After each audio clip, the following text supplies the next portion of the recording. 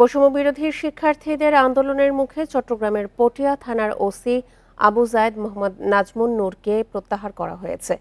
Chittagong range DIG কার্যালয়ে সংযুক্ত করা হয়েছে তাকে। বুধবার রাতে এই তথ্য জানিয়েছেন চট্টগ্রাম রেঞ্জের ডিআইজি আহসান হাবিব পলাশ। এর আগে ওসির অপসারণ ও শাস্তির দাবিতে চট্টগ্রাম কক্সবাজার মহাসড়ক ৭ ঘণ্টা অবরোধ করে বৈষম্য বিরোধী ছাত্র আন্দোলন পরে বুধবার দুপুর থেকে সন্ধ্যা ৭টা পর্যন্ত চলে অবরোধ। এতে সড়কের দুই পাশে তীব্র যানজটে ভোগান্তিতে পড়েন যাত্রীরা। একই দাবিতে ডিআইজি কার্যালয়ের সামনেও অবরোধ করেন তারা। মঙ্গলবার রাতে পটিয়া কেন্দ্র শহীদ মিনারের সামনে ছাত্রলীগ নেতা দীপঙ্করকে আটক করে বৈষম্য বিরোধী শিক্ষার্থীরা। পটিয়া থানায় নেয়ার পর কোনো মামলা না থাকায় পুলিশ দীপঙ্করকে গ্রেপ্তার করতে অপারগতা জানায়। কথা কাটাকাটির এক পর্যায়ে হামলা ও মারামারির ঘটনা ঘটে। আহত হন ১৫ জন।